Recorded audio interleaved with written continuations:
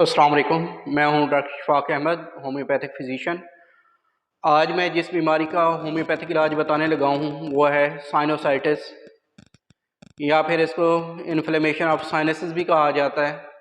अब ये साइनसेस जो हैं ये हमारे जो चेहरे की हड्डियां हैं इनके अंदर जो है कैविटीज़ होती हैं, जिनके अंदर जो हवा मौजूद होती है। अब इनका जो नॉर्मल फंक्शन होता है कि ये हमारी आवाज़ को रेजोनेंस प्रोवाइड कर रही होती हैं। तो बाज़ दफ़ा जो है इनके जो अंदर म्यूकस मेम्ब्रेन होती है उसकी इन्फ्लेमेशन हो जाती है, उसके अंदर कोई भी बैक्टीरियल इन्फेक्शन हो गया तो उसकी वजह से इन्फ्लेमेशन जब होती है तो इस कंडीशन को हम साइनोसाइटिस कहते हैं। अब ये जो है दो तरह की इसके अंदर कंडीशन पाई जाती हैं, एक को हम एक्यूट कहते हैं, दूसरी जो है वो क्रॉनिक होती है। एक्यूट वो कंडीशन जो है ऐसे इन्फ्लेमेशन जो कि चंद दिन हुए हों तो उसके कंडीशन को हम एक्यूट कहते हैं। और क्रॉनिक जो है वो कंडीशन अगर इनका जो है इन्फ्लेमेशन जो है काफ़ी 2-4 माह हो गए हों या उससे ज़्यादा हो गई या बार बार जो है उसके अंदर इन्फ्लेमेशन आ रही हो रही हो तो इसको हम क्रॉनिक साइनोसाइटिस कहते हैं। अब इसके अंदर होता है क्या है कि जब भी ये इनकी इन्फ्लेमेशन होती है, एक तो जो हमारा फेस है वहाँ पे जो है चेहरे के ऊपर दर्द होता है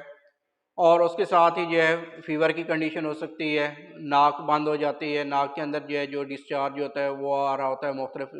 किस्म का जो है कलर आ रहे होते हैं उसमें से। तो इसके लिए जो है होम्योपैथी के अंदर कुछ मेडिसन है जो कि इस्तेमाल की जाती हैं। अच्छा, इसके जो है ज़्यादा रिस्क फैक्टर किन किन के अंदर होते हैं, जिनके अंदर जो है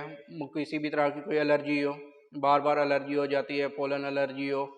या डस्ट एलर्जी है तो उसकी वजह से जो ये कंडीशन जो है ज़्यादा होती है, या फिर जो है उसके कुछ ड्रग्स होती हैं उससे ज़्यादा ये हाइपर सेंसिटिव हूँ तो उसकी वजह से भी ये जो है इन्फ्लेमेशन इनकी हो जाती है। अब जो इसके अंदर जो होम्योपैथी के अंदर कुछ ऐसी मेडिसन है जो कि ये इसके लिए यूज़ की जाती हैं। तो फर्स्ट वन जो है इसमें हेपर सल्फ आ जाती है, तीसरा सेकंड वन जो है काली बाई क्रोमिकम है। अब ये जो है खुद से जो है सेल्फ मेडिकेशन नहीं करनी, किसी भी जो है करीबी रजिस्टर्ड होम्योपैथिक फिजिशियन उसके पास जाना है, क्योंकि ये जो है टोटलिटी ऑफ सिम्टम जो है एक जो पूरी बीमारी की पिक्चर आ रही होती है उसके मुताबिक वो कोरिलेट करते हैं कि कौन सी ऐसी मेडिसन है जो इसको कवर कर रही है, इसके जितने भी सिम्टम हैं उनको कवर कर रही है, तो वही मेडिसन जो है ना वो देनी है। और उसके बाद वो साथ ये भी बताया गया कि उसकी पोटेंसी कितनी है, रेपिटेशन कितनी देर के बाद करनी है।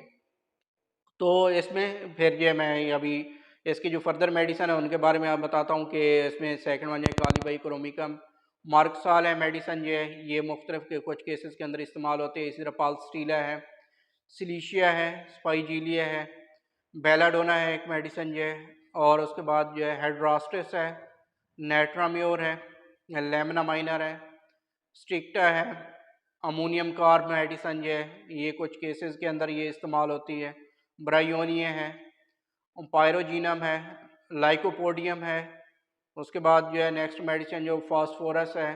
और स्पार्डिल है। अब ये जितनी भी मेडिसन है इनको अगर हम देखें तो इसके अंदर जो है हर मेडिसन की जो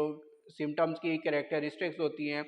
वो दूसरी मेडिसन जो है उसके सिम्टम्स के कैरेक्टरिस्टिक्स से वो डिफरेंट होते हैं। तो इसी डिफरेंस की बेस पे ये जो है मेडिसन जो है ये सिलेक्ट की जाती हैं। तो जब भी एक ऐसी मेडिसिन सेलेक्ट की जाए जो उसके टोटल जो है सिम्टम्स के पिक्चर को कवर कर रही होती है, वही जो है मेडिसन उस केस को क्योर की तरफ ले जाती है।